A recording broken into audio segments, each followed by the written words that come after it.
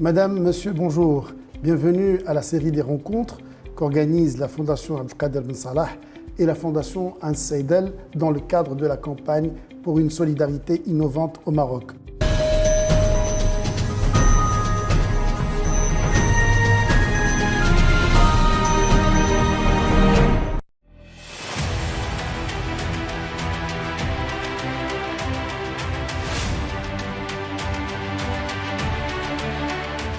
Aujourd'hui, nous allons traiter des possibilités ou même de la nécessité de repenser les partenariats autour des actions. Et j'ai le plaisir et l'honneur de recevoir aujourd'hui Madame Wafa Berni Bezouel. Madame Bezouel, bonjour. Bonjour, merci pour votre invitation. Merci à vous d'abord d'avoir accepté notre invitation aujourd'hui, de nous faire part de votre expertise dans le cadre de cette campagne.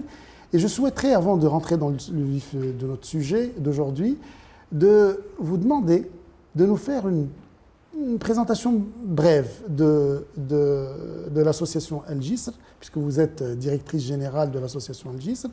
Et par la même occasion, je ne raterai pas l'occasion de vous remercier et de nous accueillir aujourd'hui dans ce fabuleux lab que vous appelez Fab Lab de l'association.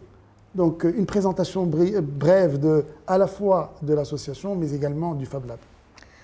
Très bien, écoutez, l'association Al Jisr a 23 ans aujourd'hui et en fait c'est une association d'utilité publique qui a été créée, elle s'appelle en fait Association Partenariat École-Entreprise et elle a été créée pour remédier un peu et contribuer à l'amélioration des apprentissages au sein de l'éducation publique. Donc, nous intervenons essentiellement au sein de l'éducation publique. Et nous sommes intéressés également, depuis maintenant à peu près une quinzaine d'années, aux problèmes de décrochage scolaire. Et donc, nous accompagnons également les jeunes NEETs, justement, pour une deuxième chance, donc à travers notre centre de deuxième chance, dans lequel vous êtes là aujourd'hui, à travers, effectivement, dans lesquels il y a un certain nombre d'activités pour eux que nous organisons pour pouvoir les aider à retrouver confiance en eux-mêmes, à aller chercher d'autres compétences, à faire des liens. Et le Fab Lab en est un exemple, puisqu'en fait, c'est un tiers-lieu numérique qui est orienté prototypage. L'objectif étant de donner aux jeunes l'occasion de pouvoir travailler sur une problématique en particulier et de créer quelque chose à partir de là. Donc c'est de la co-création, c'est de l'intelligence collective, parce qu'ils travaillent aussi en groupe, avec la mise à disposition bien sûr de toutes sortes d'outils auxquels nous ne pourrions pas avoir accès de par ailleurs. Et l'objectif étant qu'à la fin, ils puissent réaliser quelque chose et c'est extrêmement enrichissant pour eux, réconfortant, et ça contribue beaucoup à retrouver chez eux leur estime d'eux-mêmes. Alors, Madame Zouar, la solidarité au Maroc a connu une évolution manifeste, et je dirais même un élan très important durant au moins ces 20 dernières années, et principalement, elle a été accentuée durant la pandémie. Et à ce titre-là, donc, on a compris clairement qu'il ne faudrait plus faire fi des défis sociaux et environnementaux que connaît notre société et que nous connaissons dans notre quotidien. Quelles sont, à votre avis, les tendances qui se dégagent durant l'année 2022 ou que vous observez durant cette année? Il est clair que, 2020, ou en tout cas cette période de pandémie, a donné lieu, c'est vrai, et on l'a observé, moi je dirais deux choses. D'un côté, un grand élan de solidarité qui s'est mis en place, dans lequel effectivement il fallait aider les autres. Donc il y a eu un élan de solidarité bien sûr de la part de l'État, puisqu'il y a eu des rémunérations qui ont été données aux personnes qui avaient des revenus extrêmement faibles ou moyens. Et de l'autre côté, effectivement, aussi des citoyens qui ont commencé aussi à donner, à partager.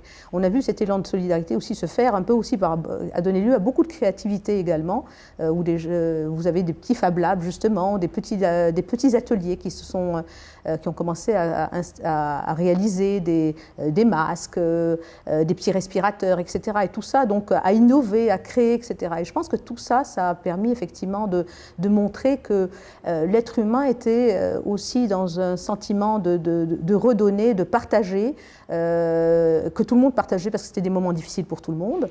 Et je pense que moi, c'est ce que je retiendrai. Et c'est sûr que tout ça a été beaucoup aidé et ça sera aussi à l'avenir par effectivement cette implication des médias sociaux qui est devenue extrêmement importante et dans lequel on a commencé à pouvoir communiquer à travers des groupes, des communautés, à créer des communautés de plus en plus importantes et à mobiliser ces communautés. Et ça, je pense que c'est un peu, je dirais, c'est un peu le tournant qu'on a pu le voir. Maintenant, bon, la solidarité, et puis c'est un peu notre sujet d'aujourd'hui, social, c'est quelque chose qui remonte à bien plus longtemps. Alors, une solidarité, pour qu'elle soit, disons, vivante ou soit pérenne ou durable, il faudrait absolument qu'elle puisse s'appuyer aussi sur des partenariats. Quel bilan faites-vous, Madame Zouaj, sur le modèle, je dirais, ou les modèles de partenariat que nous avons connus, qui ont été engagés ou scellés dans le cadre de la solidarité au Maroc?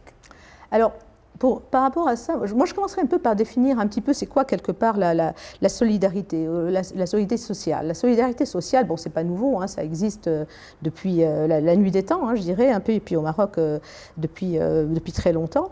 C'est vraiment comment participer quelque part au développement humain et prendre en charge un certain nombre d'actions sur des thématiques qui sont importantes, comme l'éducation, comme la santé, aujourd'hui l'environnement aussi, puisque aussi il est beaucoup d'actualité, pour permettre à une société d'évoluer, d'avancer. Et on sait que ça ne peut pas se faire s'il n'y a pas une certaine, je dirais, égalité et une égalité des chances, surtout, par rapport à ça. Et c'est sûr que la pauvreté est là, et a toujours existé, hein, et elle existe même dans beaucoup de pays. Au niveau, je veux dire, mondial, tous les pays s'astreignent à voir comment effectivement lutter contre mettre en place ces actions solidaires pour pouvoir justement réduire ces inégalités sociales. Et l'État, on en est conscient, hein, partout, l'État ne peut pas tout faire parce que n'a pas nécessairement tous les moyens, n'a pas nécessairement la proximité, n'a pas nécessairement l'agilité pour pouvoir le faire. Donc c'est sûr que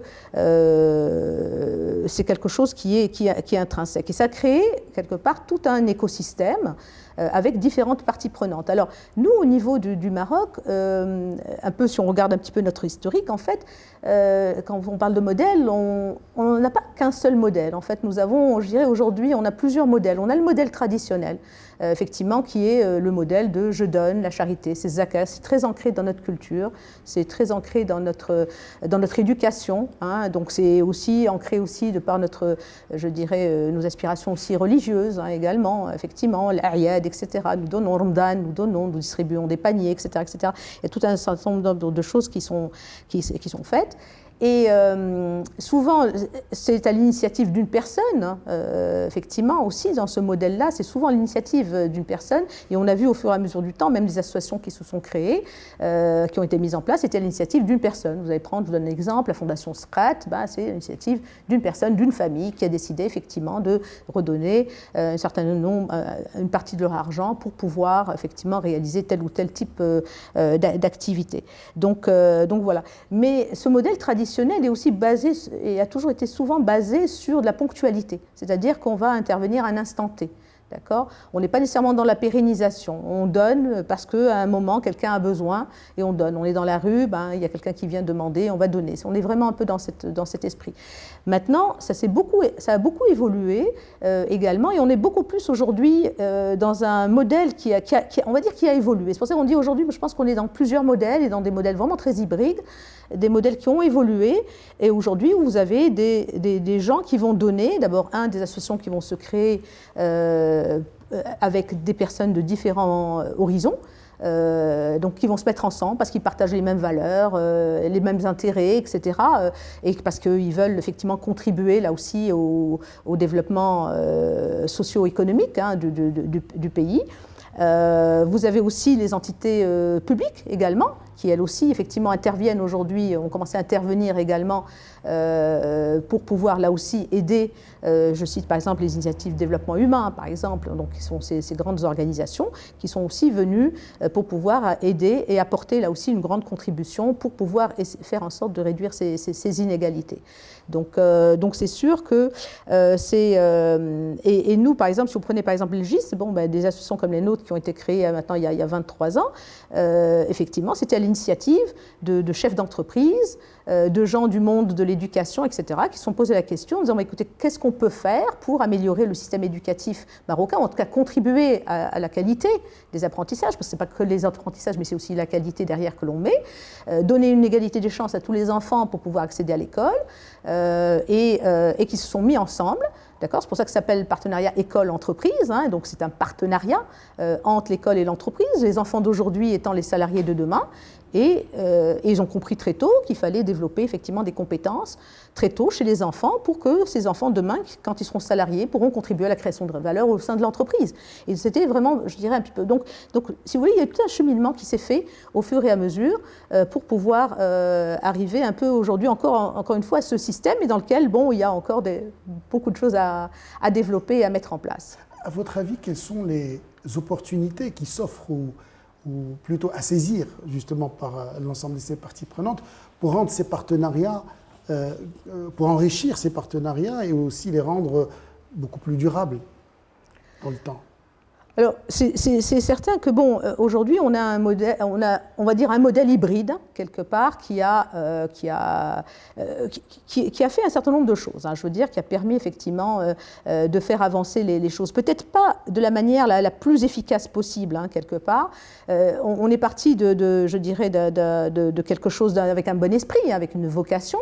Mais effectivement, peut-être, disons que l'efficacité n'est pas là, hein, d'accord, et qui explique un petit peu effectivement aujourd'hui qu'on ait, je dirais, autant de gens qui donnent, parce que c'est la réalité, il y a beaucoup de gens qui donnent des zakats, etc. Souvent, dans la rue, on donne, etc. Vous avez aussi des partenaires aussi qui donnent, mais derrière, la difficulté, c'est de pouvoir justement comment mesurer réellement l'impact de tous ces dons-là. Et ça demande, effectivement, ça passe par un savoir, je dirais un accompagnement, je dirais, un petit peu au niveau des parties prenantes pour pouvoir le faire. Et ça, ce qu'on constate un peu, c'est qu'on est sur un modèle qui est un petit peu vieilli, qui est un petit peu pas très productif, on va dire, et dans lequel, effectivement, aujourd'hui, je pense qu'il n'y a pas encore une bonne visibilité au niveau des parties prenantes. Les parties prenantes, encore une fois, c'est l'individu, hein, le citoyen lambda, que nous sommes tous, hein, c'est l'entreprise privée, puis c'est aussi l'organisation publique, les organismes publics également. Tout le monde n'a pas suffisamment de visibilité, peut-être de clarté, sur ce qui se fait réellement aujourd'hui, sur qui fait quoi, comment le faire, etc. Ce qui donne lieu à beaucoup d'actions, d'accord, d'initiatives qui sont là, mais qui, on a l'impression ne s'emboîtent pas les unes les autres pour, encore une fois, avoir un impact beaucoup plus important aujourd'hui que l'on pourrait faire. Ça fait des années qu'on investit dans de l'éducation, que des associations se mettent dans l'éducation, ça fait des années qu'elles se mettent dans des problèmes de santé, mais on a toujours, ces problèmes sont toujours là et on a du mal à les dépasser. Alors donc, aujourd'hui, moi je dirais les opportunités un petit peu qu'on a actuelles, c'est qu'effectivement, peut-être que ces entreprises aujourd'hui puissent réellement s'inscrire dans une vraie démarche. Si vous regardez aujourd'hui, vraiment, les entreprises qui sont dans la démarche aujourd'hui réellement, qui ont compris, qui ont mis en place un cadre, etc., ce sont les très grandes entreprises marocaines, d'accord ? Et vous en avez pas beaucoup, hein, des très grandes entreprises ou des multinationales, bon, parce qu'effectivement, elles se sont inspirées, elles font partie elles-mêmes de réseaux internationaux, donc effectivement, qui eux-mêmes sont déjà dans ce trend depuis longtemps et qui donc les suivent et donc ont pu les mettre en place. Mais vous avez le tissu, la majorité du tissu, c'est 90% des entreprises marocaines qui constituent le tissu productif marocain, entrepreneurial en tout cas marocain, sont très loin de cette notion de responsabilité aussi sociale des entreprises. Pour eux, la RSE, vous avez ceux qui vont l'assimiler à de la communication, de la com, de la pub, quelque part, et c'est-à-dire je fais une action parce que ça me rapporte de l'image et de la pub, tout court, et donc il faut mes logos, mes ceci, mes cela dedans, mais ce n'est pas nécessairement ce qu'on attend. Et de l'autre côté, vous allez avoir des entreprises ou des chefs d'entreprise qui vont dire écoutez, ça ne sert à rien du tout, de toute façon, ce n'est pas notre rôle, c'est le rôle de l'État, etc., à eux de faire les choses, etc. Donc voilà, mais qui vont continuer quand même à donner un petit chèque si c'est nécessaire, etc. Donc on est vraiment, je pense que là, aujourd'hui, les opportunités. Et puis, mais l'idée, l'opportunité, c'est qu'aujourd'hui, le marché au niveau international, c'est en train de changer. Tout à l'heure, je vous parlais des médias sociaux.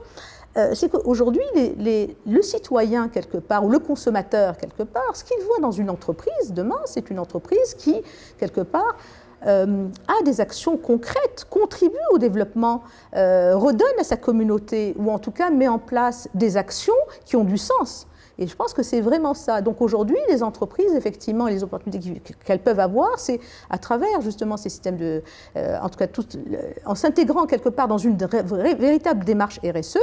Et je parle encore une fois des petites et moyennes entreprises, je ne parle pas des grandes entreprises qui, elles, effectivement, sont tout à fait dans cet esprit, vont pouvoir, effectivement, réellement, là aussi, beaucoup mieux donner une image différente et aller chercher aussi quelque part une clientèle qui va être, je veux dire, qui va être en phase avec, on va dire, les valeurs que l'entreprise, elle, reflète. Donc voilà. Donc on est dans ça. L'autre chose également que l'on est en train de voir, c'est que les gens aussi changent. Moi, les opportunités que je vois aujourd'hui aussi, c'est que les gens changent et le citoyen change. Je pense qu'aujourd'hui, on est dans une démarche où les gens veulent avoir du sens, ils recherchent du sens dans leur vie. Et les gens sont prêts à donner, ne veulent plus donner de l'argent, je veux dire, le mendiant qui vient, le petit problème, encore une fois, one shot, quelque chose. C'est des gens qui veulent réellement donner aussi de leur temps, donner d'eux-mêmes. Et nous, on l'a observé, on a développé à Elgis il y a 7 ans un programme qui s'appelle Learn to Act, qui est en fait un programme de community service dans lequel, en fait, ce qu'on a mis ensemble, c'est des salariés d'entreprise et des jeunes étudiants. Donc on a des étudiants du HEM, des étudiants de l'ISCAE, l'Université Hassan II, etc., à travers donc des partenariats que l'on a mis en place. Et c'est de développer chez eux, à travers une formation, une culture de bénévolat pour redonner quelque part à leur communauté. Et je pense que ça, ce sont un peu pour moi les opportunités aujourd'hui qui se dessinent, parce que là aussi, même pour les entreprises partenaires, c'est quelque chose qui peut être extrêmement enrichissant, parce que ça mobilise quelque part les gens chez eux autour de quelque chose. Et je pense qu'on a tous besoin, chacun dans nos organisations, de croire en quelque chose, de faire quelque chose pour le faire. Et c'est ce qui aujourd'hui permet aussi même la rétention des talents dans les entreprises. Donc voilà, parce qu'aujourd'hui, un jeune, on le voit un peu, surtout les millennials, il reste le temps qu'il faut, mais si ça ne correspond pas, si ça ne leur apporte pas quelque chose, ils quittent du jour au lendemain. Donc on est vraiment même dans quelque chose de rétention. Et nous, on l'a construit même aussi en termes de team building pour l'entreprise également, parce que ça permet effectivement, encore une fois, cette mobilisation, de redonner, de créer quelque chose et de mobiliser les gens autour d'un projet qui peut être le projet aussi de l'entreprise à travers une action qu'elle a envie de mettre en place. Alors, quelles sont, à votre avis, les transformations qui s'imposent pour rendre, encore une fois, ces partenariats, pour mieux les repenser, pour les rendre, comment dirais-je, innovants, constructifs et pérennes? Oui, tout à fait. Mais écoutez, la première chose, je pense que ça passe par vraiment faire en sorte que les partenaires, que ce soit encore publics ou privés, quelque part considèrent ces acteurs que sont les associations, parce qu'elles font partie de cet écosystème, comme je vous disais tout à l'heure, comme des relais, des vrais relais. Des relais pour accompagner, des relais qui ont une professionnalisation des pratiques, ça je pense que c'est très important, qui sont des professionnels, qui ont une ADN, quelque part, un cœur de métier, quelque part, et qui puissent pouvoir effectivement travailler avec eux, je dirais la main dans la main, réellement, parce qu'un projet, ça se construit, un partenariat, c'est 2 personnes au minimum, c'est 2, 3, 4, 5 personnes, quand même, mais ce n'est pas une personne. Donc, ce n'est pas moi qui viens et qui est un donneur d'ordre quelque part, ou un bailleur, et puis de l'autre côté, quelqu'un qui va exécuter Ça se fait ensemble. Tout à l'heure, je vous parlais un peu du Fab Lab, l'esprit de co-création qu'on essaye de créer. C'est ça. Nous, un partenaire idéal, pour nous, un partenariat idéal, c'est quand on a un partenaire qui est là, qui travaille avec nous, quelque part, le projet. Qu'est-ce qu'on va faire, qu'est-ce qu'on va réaliser. Et ça requiert quelque chose de très important qui est la confiance. C'est essentiel. Il faut rétablir cette confiance entre ces différentes parties prenantes, entre le citoyen qui donne, l'organisme qui reçoit, qui va quelque part utiliser ses fonds pour pouvoir faire quelque chose avec, etc. Ça demande aussi derrière, ça suppose bien sûr derrière toutes sortes de processus d'évaluation qui sont mis en place, évaluation de quel est l'impact qui est fait, mais en amont réellement que ça s'inscrive dans une stratégie, dans une démarche, dans un processus clair, effectivement, dans lequel on sait quels sont nos objectifs, c'est quoi les résultats, qu'est-ce qu'on va faire pour les atteindre, et comment on va mesurer cet impact, et comment ensuite on va peut-être améliorer ce que nous avons mis en place. Donc c'est tout un cheminement, quelque part, mais dans lequel tout le monde doit adhérer, et adhérer réellement en totale synergie, en mutualisation. Ça, c'est essentiel. Sinon, ça ne fonctionne pas. Et passer, effectivement, tout à l'heure, on en parlait de l'instant T à un instant pérenne. Le développement durable, c'est pas donné. Nous, on dit toujours, vous savez, enfin, c'est pas. Je pense que c'est un grand sage qui a dit ça. Il faut apprendre aux gens à pêcher et pas leur apporter du poisson. D'accord, on le sait bien. Et la charité, c'est quelque chose qui aussi peut être perçu très, très, très négativement. Très négativement par la personne aussi qui le reçoit. Donc également. Donc par contre, que quand vous autonomisez les gens, vous les aidez à se développer, à retrouver quelque part cette confiance en eux, à développer des compétences, à pouvoir s'insérer au niveau par leur travail, à gagner leur vie par leur travail, c'est quelque chose qui est extrêmement valorisant et c'est ça qui construit une société. Donc ça, pousser aussi, moi je dirais aujourd'hui les partenariats, malheureusement ce qu'on observe souvent, c'est que les partenariats restent sont très locaux. C'est-à-dire que les entreprises privées, par exemple, vont toujours vouloir être dans leur petit écosystème à elles, géographique, on va dire. Alors qu'aujourd'hui, on sait bien que le développement d'un pays ne peut pas se faire s'il n'y a pas une égalité au niveau des régions et au niveau du développement des régions. Donc effectivement, de pouvoir aller un petit peu partout et le faire. Nous sommes une association qui intervient au niveau national. On va nous trouver à Souss-Messa, Tanger, Oujda, donc dans la région de l'Oriental, bien sûr Casablanca. Mais c'est vrai qu'aujourd'hui, ce qui est observé, et je pense que ça aussi, et ça va dans le sens de la régionalisation avancée, et c'est parfait. Et je pense qu'il faut qu'on prenne ce train, parce que le train est là-dedans. Il faut juste s'accrocher un peu au wagon il y a la locomotive en fait qui est en route pour pouvoir aller effectivement faire en sorte que on développe partout. Si demain vous développez dans une région, par exemple, vous voyez une opportunité, je ne sais pas, pour faire des cahiers, par exemple, je donne un exemple, c'est une petite unité de fabrication peut-être de cahiers, mais elle peut travailler pour cette région. Donc vous prenez une entreprise qui va aller se développer au niveau régional, c'est permettre aussi à des jeunes dans cette région, des élèves, des enfants, du préscolaire,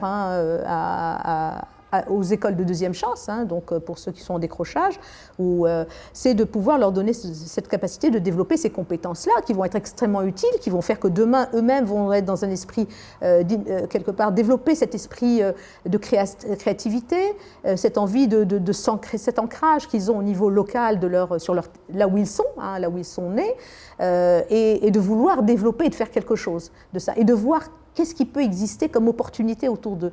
Mais ça demande effectivement à ce que les entreprises elles-mêmes sortent un peu de leur confort, on va dire, souvent géographique, et qui peut être aussi compréhensible, on peut le comprendre au niveau, mais peut-être de le faire peut-être justement autrement. C'est-à-dire que je suis peut-être localisée là, mais peut-être je vais aller travailler sur une action dans tel ou tel endroit. Et c'est sûr qu'il faut développer, sensibiliser, je dirais, les entreprises aujourd'hui, et tout le monde, et les citoyens aussi, quelque part, d'aller vers une culture de la charité, dans laquelle on s'est inscrit pendant très longtemps, puis qu'on est toujours dedans, là, à travers ce modèle hybride dans lequel nous sommes, vers vraiment une vraie culture de la philanthropie. Donc ça suppose qu'on continue à se réinventer, à innover, à avancer. Une dernière question, Madame Zoual. Vous avez cité tout à l'heure le nouveau modèle de développement qui a préconisé justement la mise en place la nécessité de mettre en place un socle de protection sociale qui promeut ou qui favorise valablement l'inclusion, la résilience et surtout, comme vous l'avez cité tout à l'heure, l'équité entre l'ensemble des citoyens. Quel regard avez-vous sur le devenir de la solidarité au Maroc d'ici 2035 ? Mais écoutez, vous savez, les choses, le nouveau modèle de développement a eu vraiment le mérite de faire un bel état des lieux, vraiment un bel état des lieux. Je pense que c'est des choses qu'on savait, qu'on voyait, etc., mais finalement qui ne se disaient pas, etc. Et là, je pense pour moi, à mon sens, c'est un grand pas en avant qui va nous permettre vraiment de monter d'autres marches beaucoup plus rapidement. Hein. Donc, je suis très optimiste par rapport à ça. C'est sûr qu'il y a aujourd'hui un train. Tout à l'heure, on parlait de RSE, mais la RSE aujourd'hui, il y a un train international qui est là. La RSE aujourd'hui, là, elle est déjà presque dépassée. Aujourd'hui, on est dans ce qu'on appelle quelque part la société de mission. La société de mission, c'est-à-dire qu'aujourd'hui, les entreprises, ça fait partie de leur mission intrinsèque quelque part, ce partenariat, cette solidarité sociale. Ça va en faire partie. Je prends l'exemple un peu en ce moment, parce qu'il y a pas mal d'actualité, de ce patron de Patagonia qui a décidé de donner 3 milliards d'euros. D'accord ? C'est toute son entreprise, quelque part, qui va donner à 2 associations qui vont travailler sur des actions, bien sûr, avec derrière un plan d'action en bonne et due forme, et effectivement avec toute une programmation dans le temps qui va être faite. Donc là, c'est clair que l'avenir est vers ça, et on va avoir cette tendance à ça. Comme je le disais aussi, c'est aussi la prise de conscience un peu aujourd'hui du citoyen, de son rôle, quelque part, et surtout du besoin du citoyen intrinsèque, accentué encore une fois par ces médias sociaux qui sont en train d'aller très vite, toute cette technologie, on va dire, cette capacité à pouvoir échanger, communiquer. On est dans le métavers aujourd'hui, donc effectivement, où on collabore ensemble, on co-construit ensemble, et dans lequel, effectivement, on va vouloir créer des ponts. Hein, donc un petit peu partout, entre différents types de communautés, et là aussi qui va être plus exigeant, quelque part, à rechercher des actions plus, je veux dire, qui ont plus d'impact social, qui sont là, et qui sont, encore une fois, qui sont dans la durabilité et la pérennisation. Et moi, je pense qu'on devrait arriver, et peut-être ce serait peut-être un événement que l'on pourrait organiser, auquel on pense, avec d'autres associations d'ailleurs, hein, d'autres comme El GIS, parce qu'il y en a de très belles et qui font un très beau travail hein, aujourd'hui au Maroc. C'est demain de créer un genre de grande messe, quelque part, dans lesquelles on va inviter un peu toutes ces parties prenantes de cet écosystème de solidarité nationale qui existe, sociale qui existe aujourd'hui, et nationale, hein, parce qu'au niveau du Maroc, mais rien n'empêche d'inviter d'autres, et pour vraiment travailler ensemble sur des projets structurants, durables, novateurs, mettre en place encore une fois toute cette intelligence collective, partager les bonnes pratiques, nous renforcer ensemble pour permettre effectivement d'arriver à un modèle de solidarité sociale qui va permettre réellement d'apporter une équité, une égalité, et surtout ce qui est important, parce qu'in fine dans tout ça, c'est au-delà de la paix sociale, c'est le vivre ensemble. Madame Wafa Belni Mezwa, merci beaucoup d'avoir accepté notre invitation pour partager avec nous votre avis d'expert dans le cadre de cette campagne. Merci de nous avoir aussi accueillis dans ce magnifique laboratoire, le Fab Lab de votre association. Je rappelle que vous êtes la directrice générale de l'association El GIS. Madame, monsieur, merci de nous avoir suivis et je vous dis à très bientôt.